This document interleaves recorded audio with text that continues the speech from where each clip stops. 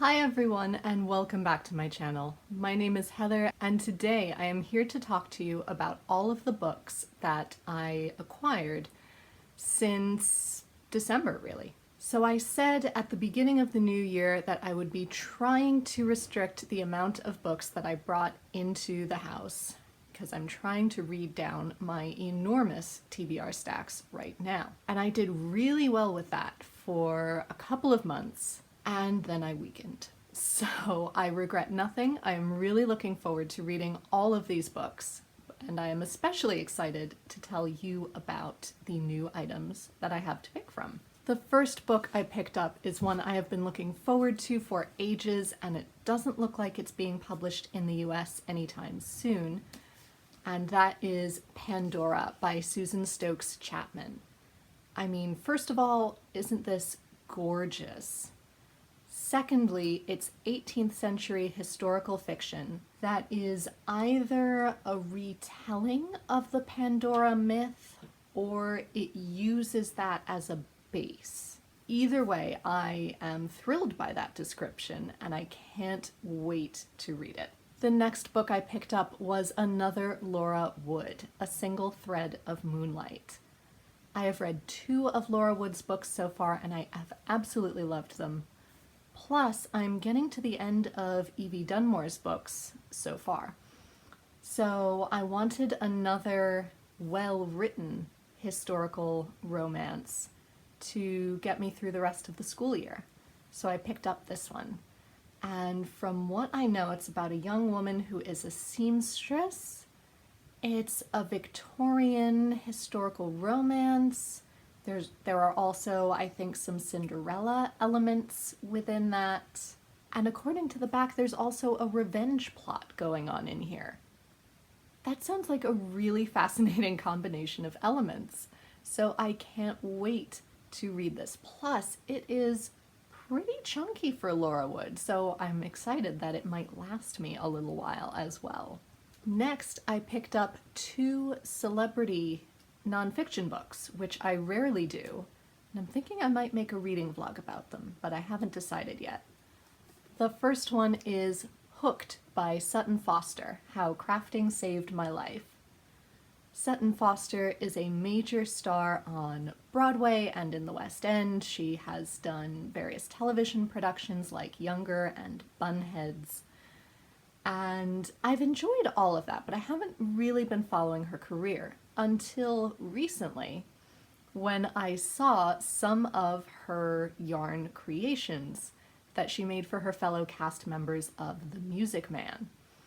I have been following the production of The Music Man on Broadway since it was announced in 2019 because I adore Hugh Jackman on Broadway. I think that is a really underrated side of his resume. I'm supposed to go see it this month and I'm really excited about it, but Sutton Foster is playing opposite Hugh Jackman. I am also an avid crafter, so I'm really excited to see what she has to say about the way crafting has helped her through some of the more difficult moments in her life.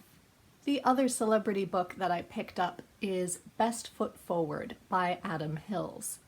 Adam Hills is one of my favorite comedians. He is extremely funny, and as much as he rants, he always manages to bring out the positive, which I think doesn't often happen in stand-up comedy. It tends to be quite negative. But he is ultimately quite a positive person, and I really, really love that. And I never knew, because he's not huge in the States. He's an Australian comedian. He tends to be well known there and in the UK, but not so much in the US or Canada. And so I was thrilled to find out that in 2019 he released a memoir. So I'm really excited to read it and find out more of his comedy inspirations and some behind the scenes content. And the pun is also because he is very heavily involved in the disabled community. He himself lost his right foot at birth, hence the pun on the title. In that same order, I couldn't help myself. I picked up Galatea by Madeline Miller, which is a short story of hers, and I mean short, This is a tiny book in every sense of the word, but it takes on the Pygmalion myth from the perspective of the statue that Pygmalion brings to life. And this just seemed to be perfect timing. Everyone was talking about it. And in addition, I had just had a major conversation with Megan, the story girl, about my feelings about My Fair Lady, which are that I love it. It is a fantastic, fantastic play, but it is not romantic. And I feel like this short story is going to be the perfect companion to that conversation.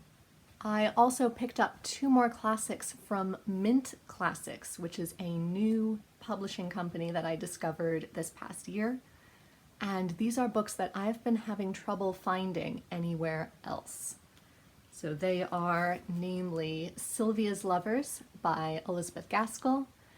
I love Elizabeth Gaskell and I've been looking for more of her books, but outside of her big 4, Wives and Daughters, which I didn't love that much, North and South, Cranford, and Mary Barton, all of which I own and love, it's very hard to find a lot of her other work. So I was thrilled to pick this up, and I think this design especially is beautiful.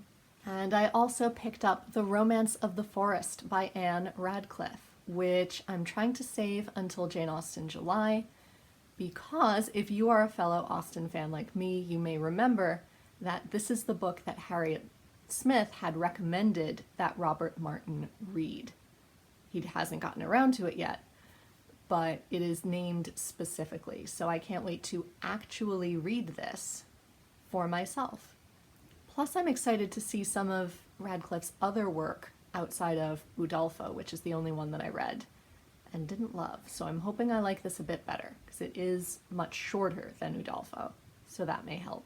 I also picked up a lot of books in person recently, so I do not have those physical copies with me. They are busy de-germing in the basement at the moment. Don't judge me.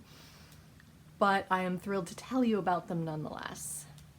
Firstly, as I was leaving work one day, I discovered that the local library was having a book sale. They never seem to advertise it well. I only find out they're having it when I pass the sign stuck in the grass as I go past the building. So I picked up 2 books there. One was The Muse by Jessie Burton, which I won't say too much about here because I also finished it recently. So that will be in my March wrap-up.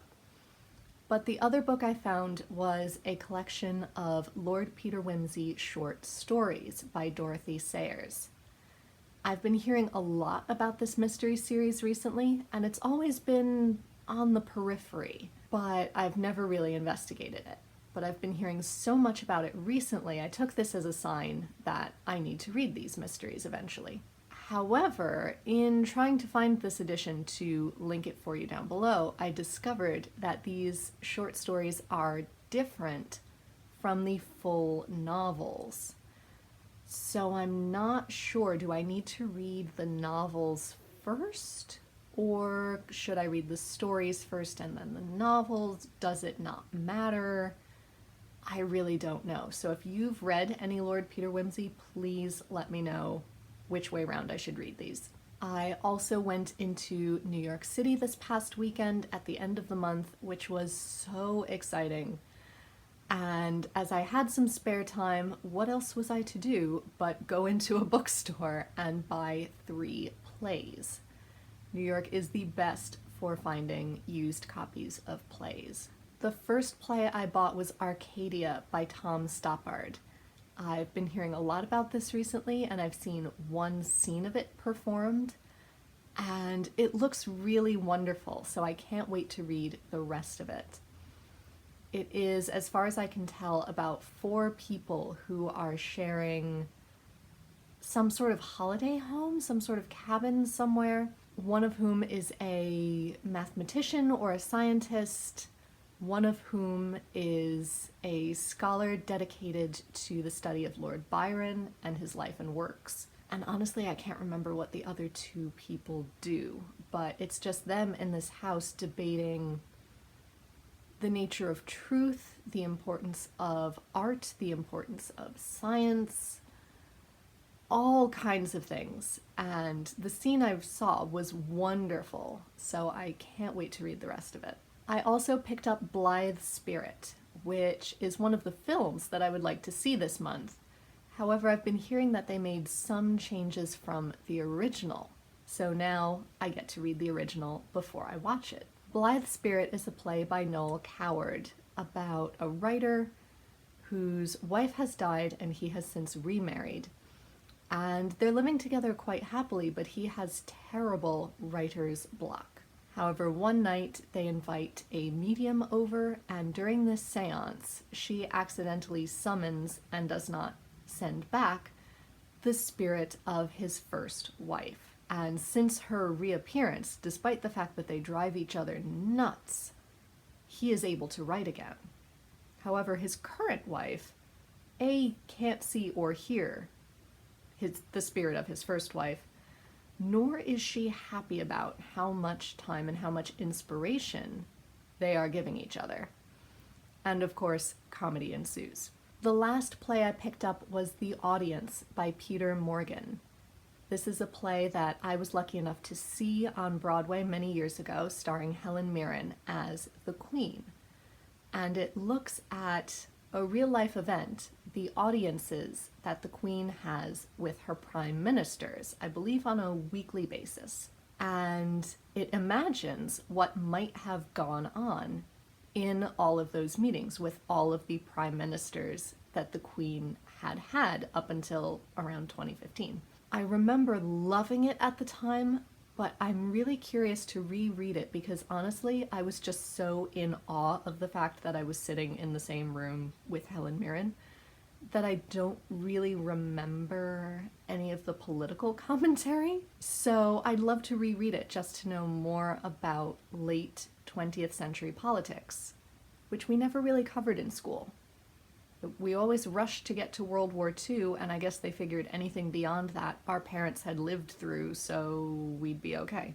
So I'd really like to fill in those gaps. Then, not to help matters, but also a great blessing, is the fact that at the school where I work, we have gotten a new school librarian this year, and she is doing wonderful work trying to update the collection and make it a lot more modern and more appealing to our students, which means that she has been weeding like crazy. And any books that she has discarded, she left out for students or staff to take home if they were interested. So how could I refuse? And I found some really wonderful editions. First of all, I found Veronica by H.G. Wells, which I heard about in a Lucy Worsley documentary, and I've been really curious to read it ever since. It's very different from H.G. Wells's usual catalog, I think, in that it's not science fiction at all.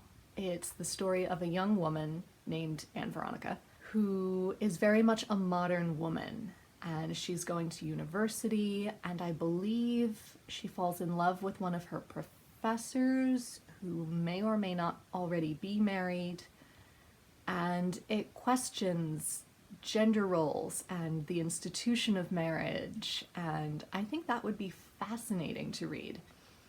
It doesn't quite count for Victober as it was published in 1909, but it may be a cool summer read to lead into Victober. And finally, she discarded most of a series that I have been hearing my mother talk about for years, and that I finally get to read myself. And that is the Rabbi Smalls series by Harry Kemmelman. And these I think are fascinating purely for their titles. The first book is Friday the Rabbi Slept Late, which I won't tell you too much more about here because I did also read it this month, so you can find that in my wrap-up as well. But these are mysteries originally published in the 60s, I believe. At least the first one was published in the 60s. About a small town in Massachusetts and Rabbi Smalls, who is a relatively young man, and he and his wife have just moved to this town to become the new rabbi for their local temple.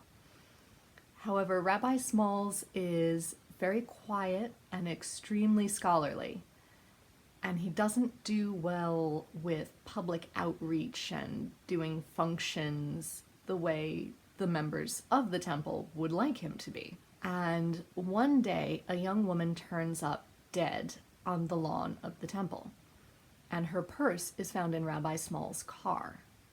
He knows he didn't do it, but no one else can figure out how on earth this happened.